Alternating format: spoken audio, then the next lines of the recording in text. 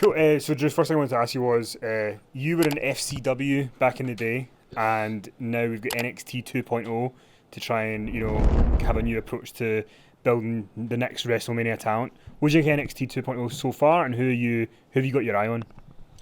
First of all, I can't even not acknowledge my lovely scarf. It's an amazing scarf, by the way. The Lord Providence just gave it to me as a gift. It was a pretty fun little trip just there. But yes, so I guess we should talk about the wrestling, NXT.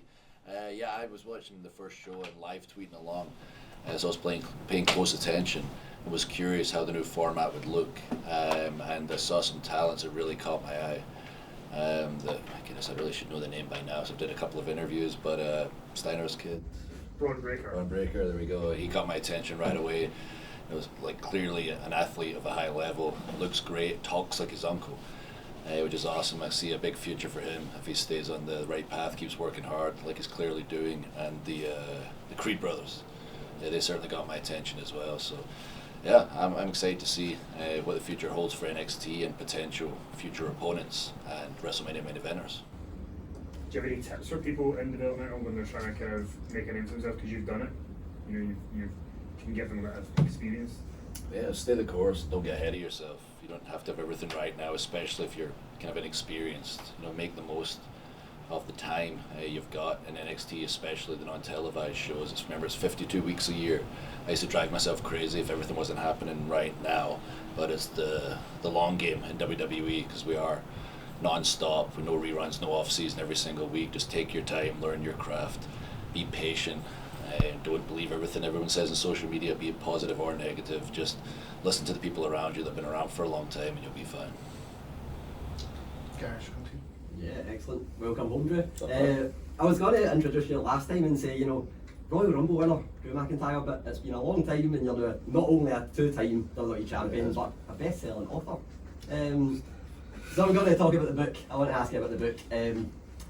You completely no holds barred, and it mentioned everything. Alcoholism was mentioned, marital troubles were mentioned, even things GRADO was even mentioned. Yes, GRADO. I can't remember what you said. You said something like a TNA superstar that didn't quite get over in America or something like that. One wee thing. I bought it. Send me a I video was of devastated. owning my book. Just looking to the glossary at the back for terms. Went GRADO. There we go. Just skimmed right through, found his name. There I am. Right in the bin. It was a good page. I like the GRADO. Sorry, It's a great book. Sounds like it was getting serious. That brings us up before I bring us crashing back down then. So you mentioned, Saudi Arabia. You also mentioned Chris Benoit, which we don't get to hear about on WWE television. I want to ask, knowing that was going to be in print forever, all your life story is in print, was there any hesitation there to put certain things in? And then that writer thing of looking back at it, is there anything that you go, I really wish I hadn't included that? Or, on the opposite side, is there anything you're going, I really wish I'd put that in there, I missed an opportunity to put this in the book? Maybe a couple of things I wish I put in there. There's nothing I regret putting in there. I mean, anything that's in there is just me stating facts.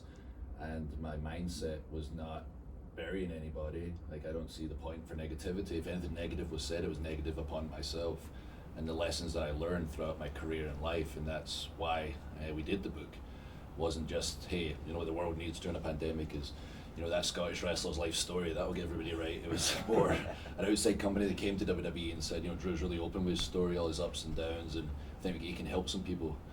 He's willing to talk so openly on his interviews outside of the ring, and he talks about it openly on Monday Night Raw. I really think he can inspire some people to chase their dreams.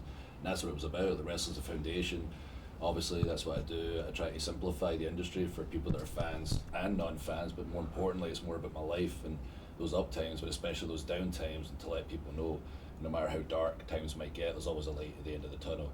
If you just keep surrounding yourself with positive people, believe things are going to get better, and you're accountable to the person in the mirror. Definitely, and then also kind of about the book, because I know a lot of these were mentioned in it. You've mentioned Runway Man, we've heard of Runway Man a lot. Oh, yes. You mentioned also like pitches to, win Money in the Bank and then facing The Undertaker, things like that. Roddy Piper was one that came up. Has there been any pitches over the past few years? Because I know you're very open now, you just want to be Drew McIntyre and be very open on TV as yourself. Yeah. Has there been any other pitches over the past couple of years that have come out? And is there any of those pitches that you look back and go, man, I really wish that had happened? I mean, I guess there must have been. There's nothing that jumps out to me that was like, as big as like the stuff I heard during my first run. Like winning Money in the Bank one time till 8 p.m. and it changing to Kane the night he beat Rey Mysterio for the title. But also looking back and understanding why certain things were done from a business perspective. And you know, WWE, things are changing all the time, and as I mentioned already, we're, you know, every single week non-stop, and as frustrating as it is at the time when things don't happen that you really want to happen, I can look back now and say, my goodness, I'm glad that never happened then, or that never happened then, or I wouldn't have been ready for this, or things happen for a reason. And the stuff in my life that have happened that I've been like, my goodness, that's the worst thing ever, I can look at now and go, well, that was a blessing, and it toughened me up and made me the man I am today. I hope you wear the scarf tonight and we can see Runway Man just Not wear the taking tights this and the off. scarf. This is the closest I've been to Runway Man for years. Never forget just sitting in like Vince's office. Probably the second time I ever met him. I'd you know, been on the road initially for 6 months. Was part of FCW. Was ready to go on TV. And back then it wasn't like NXT where you seamlessly transitioned with that character people know to Raw or SmackDown. It was you're given a new character, you get dropped right in the mix. And we're sitting down, myself, Vince McMahon, John Laurinaitis, and Johnny's explaining to Vince the character. He's going to be the runway man. He's going to have his own runway. He's going to come out basically in underpants, walking down the runway, and I just in my head see my career just crashing before my eyes. And Vince said to me, "What do you think? If you like it, sir, I'll make it work." I think he could see I did not like it, so thankfully just kind of let me be myself, and it led to the Chosen One stuff. GRADO. Welcome home, champ. Welcome. Welcome, Ish yourself, right enough. Tell me, Drew, how big is this for you personally this night? Obviously, we've been starved entertainment in the UK, live crowds, especially wrestling. How big is this for you to be here tonight? Amazing. It's been so long since I've been home in general, like 18 months. When I was back for a media tour, I was in London. I did some interviews, flew back to Scotland, was filming an advert for BT Sport, and then I was going to come down. Apparently it was a surprise party. Everyone was getting back. Were you going to be there? No, I thought you were going to be at Ibrox that night, were you know? Were you not meant to be at Ibrox? I was supposed to go to the game. Oh, you were going to be at the game. That's and then where I was doing the be. surprise party Aye. as well. So then I got a text at 1 a.m. when I got to like Loch Lomond area saying, "Hey, we're having to pull you out. This thing's getting pretty bad with the COVID situation." And yeah, right there and there, I just had to leave. Then I missed the Rangers game. I didn't see friends and family, and then suddenly we're in a worldwide pandemic. Everything has happened. That's happened since then, and I've had the chance to kind of lead the charge in WWE, especially right in the height of the pandemic, win the title, be the first ever British guy, Scottish guy, to do some cool stuff. But the whole time I was like, man, I really want to go home. And thank you Mr. and Mrs. Zoom for inventing that thing. Aside all the money you made yourself, you kept us all closer. I was getting to see the family's faces now, and my nephew I've only seen a couple of times. Just looks like an actual little man now, and it's like saying words. So I'm excited to be back, see the friends, see the family, but also for the fans, like in the UK in general. I know how amazing they are. Our superstars know how amazing they are. Even the American ones are like, oh man, the UK fans, they're always great. What are they going to be like this trip? I was like, they're going to be mental. And sure enough, Newcastle was wild, London was wild, Cardiff was mental, and I was like, just wait to see Glasgow though, it's going to blow the roof off. Brilliant. I was going to ask you as well, I saw the video last night of you coming, you kissed the grun. Where did you go last night? Did you come straight to the hotel, or have you had a chance to see your family, your father, have you? No, I've not seen them yet. Chances are I'll probably get caught on camera since there's been so many cameras on me today, so I'm excited to see them. But yeah, I got back to Glasgow and I kind of smartened up the social media lad and said, listen, I don't know what I'm going to do, but I'm pretty excited to be home. If you got a camera, you might as well put it on. And then suddenly I was kissing the ground. As soon as I did it, I was like, man, I don't want to be kissing the ground in Glasgow. But I've done it now. That's how excited I was to be back home. I did it then, thought that was a mistake to get some hand sanitizer on my face. But yeah, that's how excited I was to be back home. And are you going to get fed anywhere tonight? Is there anything in particular, any kind of food that There we you've... go. That's more of a radio question. Yes, exactly. Is there any, you missed a fish supper or a... I won the Great British Delicacy, Indian food. Like, I wonder if it was somebody that's going to deliver after the show. I was just in the open top bus there. I was asking Traps, one of my buddies, you know, is the Indian restaurant that we used to go to after the show still open on the bridge, but I guess it closed. I know when you thought about that, it's sure. Yeah, I was gutted. It was open late. But listen, I can give you plenty of other places. If you're struggling, let me know. I did, like last time I was back, I did a half cheese pizza supper and chips. Yes. And my stomach can't handle it anymore. Like, I was ruined for 2 days. If you want pakora, or anything like that, I'll sort you with pakora. If I could do it, maybe like pakora. Right. Kashmiri korma I'm feeling, and some sweet naan. I'd like some of that. Oh, papadoms. the mango chutney. Well, I know, Chris. Don't have any good Indian food in America. Like Jinder's got some like friends or like cousins. I mean, everyone kind of an Indian culture, like her family. So wherever we go, he's always got someone who's like, oh, I've got a cousin here, and if they make the food themselves, it's good. But there's no good Indian restaurants in America. So that's the first thing I look forward to. And also, you making fun of my accent, which I've not done yet. Well, I wasn't going to kind of make a full of your accent, but You're speaking a lot clearer right now. I just thought that last night. I thought when I seen this video, I goes, I want to see Drew attempt a Scottish accent. Like, when you come out, I thought he's going to attempt a Scottish accent, but it was you have the least Ayrshire accent out of MD in Ayrshire, and I know you've been in America since you're 21-year-old, but where does it went, mate? It's talking about me. Listen to it. I'm heavy Scottish right now. Like, listen, you know what it's like when you go to America, I know. and then, like, you start talking to anyone. What? What's that? What? It's like Stone Cold Steve Austin. Every time you open your mouth, what? But we get the hardest accent in the world. When I first went to America, like I remember speaking to a couple of people, but especially Vince. Clearly had no idea what I was saying. I was worried. The first time I ever met him, I was sitting in Cairn, just got signed, was in America like 3 weeks before I got put on the road. I was the fastest developmental wrestler to go to TV. And Vince just went to Cairn, sat in front of me. We talked for like 5 minutes. He went, okay, nice to meet you. He walked off, and I went, oh man, he didn't understand a word I said. I'm going to get fired. And then later on, when I did the Chosen One stuff, I was really like frustrated and passionate about something I wanted to tell him, and I kind of stormed his office, and I kind of told him exactly how I was feeling, what I was thinking, and then by the time I finished, he looked at me, nodding his head, kind of took a bite of steak, and then after composing himself for a second, I was waiting for the answer to my many questions and many issues, and all he said was, I think we're going to have to get you some elocution lessons. And from that day forward, I worked very hard on my accent so the world could understand me. So everyone in Scotland, I'm sorry, there's a big world out there, got to be understood. Perfect, mate. You're a total pro, and it's a delight to see you back in Scotland, big man. Been smashing Iron Brew like crazy. See, that's what we want. You be drinking Iron Brew. Oh yeah, one of the lads got me a big pack of it. I've been drinking every day. Right, take some up the It tastes a road. bit different though. I don't know if it's the original formula. I don't even start this. You've been away, but the Iron Brew took so much I saw sugar. what was going on. Aye, you saw it. Yeah, I think I said something in the social media. But Iron Brew, get it fixed. If it's not broken, don't fix it. Aye, it's a touchy subject up there. You don't mention. I mean, I tried the new Iron Brew, and they asked me for thoughts on it, and I says, well, I drink diet anyway, so it makes no difference. The heat I got online, everybody was saying, you've been paid off Iron Brew, I'm telling you say that. The worst heat I've ever heard was talking about Iron Brew, so anyway, good catching up with you, mate. You coming to the show? I'm no, mate, no, because I've got stuff to do tonight. Oh, that's alright. Are you want to get Other my stuff ticket? today. Listen, you're here. At least I said you go to the Rangers. Aye, I've got Ibrox. I'm sitting at home not watching you wrestle. Sorry. Drew, welcome back to Scotland. Can I ask, how does it feel to be back this time? After you've played in Scotland many times, but coming back after the amazing years you've had, how does it feel to be coming to a Scottish audience now? Feels awesome. This is the first time, as you say, I've been back since. I mean, realistically, I think since I won the Rumble, we've not had a show here. I don't believe. No. In 2020. Yeah, like since I won the Rumble, and it was the first ever British guy, Scottish guy, and obviously winning the titles. I was like really wanting to come back and hold the title up and say, here it is, I've done it. But even the fact that I have done it, like I'm hoping people can, get inspired, especially younger kids, and that they've got some crazy dreams like I used to have when I was younger. Like, hey, I'm going to go to WWE one day. I'm going to go WWE champion, WWE. That's that American thing. And somehow if you build it off, you think you're just going to be champion. And I'm hoping that like some of the kids in the audience tonight can look up and go, well, like other parents tell them, hey, that guy grew up like an hour from here. Whatever your crazy dream is, you can do it too.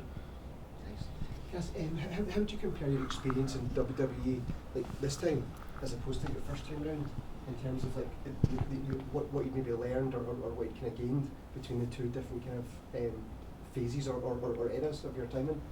Yeah, I mean, I learned a whole lot. The first time, I mean, I was a boy. I was signed straight from Glasgow, Cali, straight to America. Moved out of parents' house, and I couldn't even do my own washing. Like, it was just magically piling up, and it wasn't disappearing anymore. And there was all these things like bills and stuff that I just had to try and learn to be an adult. And then when it came to work, I had so much to learn about WWE when it came to wrestling on television. So there was all of that, but also just thinking like a boy and very immature. for a lot of years, a lot of years. Some people might still quite immature. But business-wise, I talked about earlier about for the guys in NXT having patience and realizing that it's all about the long term. It's all about building the equity over time and getting the audience to know who you are on a deeper level, and the longer the better. And I was it needs to be right now, like I'm 23, whatever. I could be world champion right this second. Instead of understanding, hey, let's just give it time, build that equity with the crowd, get comfortable, and they'll get to know you. You'll get comfortable in your role. And I was never comfortable. I was tense all the time. I wasn't relaxed. I was trying to remember all my promos word for word, so when I was talking, I got the words out, but to me, watching it was just like a robot, just reciting lines, and I could never enjoy anything because I could never relax. And after I was gone from the company and get to come back to like ICW in particular and all the other companies I worked for across the world, I finally learned to relax. I finally grew up. Always gets a lot of credit for that. And started thinking as a businessman. So when I returned, if I was a boy the first time, I kind of returned a man, and was very comfortable who I was in my role. And I guess that's the biggest difference. The way to sum it up is I was once a boy and now I'm a man. Things like a business mind as well. Also, when I talked to the boss like Vince McMahon and the likes, I was like literally terrified. It was like I was talking to the headmaster. That was the kind of relationship we had.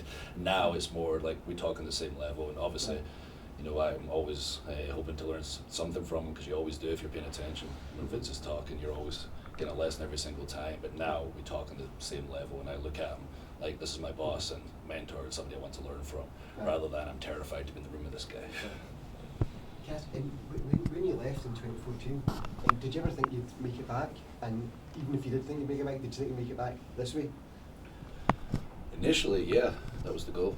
And I told everybody that. I think Jericho's podcast was the first thing I did, and I said, no, one day I'll be back, I'm going to go out, I'm going to do some things, going to find myself, and I'll be back in WWE.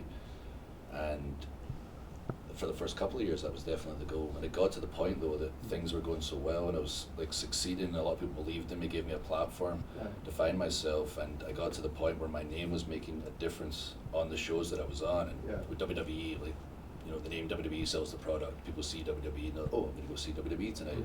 Unless like John Cena or The Rock's on the marquee or whatever, that might make a difference. But generally, it's okay, we're going to see WWE tonight. But when my name, like Drew McIntyre, Drew Galloway, was on the marquee, for all these companies, it was making a difference. More people were coming, and I was making a really good living at the time. That I thought and told my wife, I don't know if I'm actually going to be back. In WWE, things are going so well, and I'm making a genuine difference to wrestling, and it feels good, and I'm creatively fulfilled. Like, I think Japan might be the next step, and I spoke to a few guys about that as a possibility. And thankfully, William Regal, someone I've always kept in contact with, a mentor to me, told me, hey, before you make any decisions, make sure you speak to Triple H on the phone first. And we had a good conversation, and I realized during that call that, hey, it is time to go back to WWE. Let's finish what he started. I wanted to go to NXT, that was his vision, as well as where I was going to start, and eventually work my way to that WWE title, and thankfully things worked out the way I planned. Should we just... Hi Drew, how you doing? Welcome back. In the last week or so at WWE, the big news has obviously been Big E cashing in his money in the bank and winning the WWE title. And it's something that's, we've seen loads of wrestlers give him universal praise on social media and congratulating him. What was your reaction to it backstage? Is he somebody you're quite close to, Big E, in the locker room? Yeah, everybody's close to Big E. He's the world's nicest man. I'm over the moon for him. I mean, I've tried not to say too much publicly, because technically I have been waiting for Lashley to lose the title so I can instantly challenge for it. But I'm going to let Big E have his moment, not say too much, because I, like everybody else on planet Earth, are genuinely happy for him. Like, sometimes the good guys do win, and he's the nicest guy in the world. He's such an incredible athlete, and he's paid his dues, so it's really cool to see him have that title and have that moment. And you mentioned he's got something that you're looking to get, obviously the WWE title that you've held twice, but with a draft coming up, there is obviously a chance you could go over to SmackDown. Would your preferred choice to be go for Big E, or would you rather wait for the draft and maybe go after Roman and renew that rivalry? There's no guarantee they'll be on those shows either. Roman could be on Raw, Big E could be on SmackDown. I could be on any show. If you listen to the internet, apparently I'm going to SmackDown. That's news to me. But I'm excited for the draft and mixing things up. I think it's been a significant amount of time now that we've had the Raw roster we have, the SmackDown roster we have. We've had a lot of good feuds, but for me personally, I think I've pretty much worked with everybody that I want to work with on Raw, and I'm excited for things to get mixed up now and get into some good programs. That's what I care about, is the story. And I know there's some good stories to be had with some of the talent on SmackDown, so be it I'm there, they come over to Raw, I don't care. I'm just excited for the future feuds. Is there any particular wrestlers you'd like to work with if you did go across? If the rosters stayed the same, which they're obviously not, but if I did, I mean, I look at like something like Seth and Edge, how good they are together, then I'm like, oh man, I want to work with both individually. Seth and I have done a lot with the roles reversed, you know, where I was the bad guy, he was the good guy. We had my first title defense, and probably the most underrated match ever. It was Seth, it came out of the pay-per-view, but it was right after WrestleMania, and there was nobody there in the Performance Center, and I enjoyed that match so much. He's so good, but from a story perspective, I know we can do some cool stuff. He's actually a bad guy that wants to be a bad guy, which is always nice. And Edge is Edge. Like, I know the storytelling, that would be unbelievable because he's an absolute master at it. And in the ring, we've done a lot when I was younger, but where I'm at now, where he's at now, it could be some really cool, would be some really cool stuff. And closer to home, since you've been back in the States, there's been the formation with the NXT UK over here, and there's a lot of matchups there that potentially you didn't have the chance to have when you were on the independent scene here. Would there be any there that you would like to wrestle if you ever get the chance to do a show in NXT UK post-pandemic? Everybody watching knows the answer. I tweeted about it when I was doing my NXT tweet along, and the one that got the most attention by far, because I just happened to reference his name during the show, was Walter. So I think that's a match that a lot of people want to see, and I know I won and Walter won, so I just wanted to be on the right stage, though, the biggest stage possible. So I think that's going to be a match people will be talking about for a long time, and I'll be feeling for a long time, so will you. You sell out Ibrox easily. There we go, the perfect place. Book it. I'll get Walter on the phone and we'll get down there. Thank you.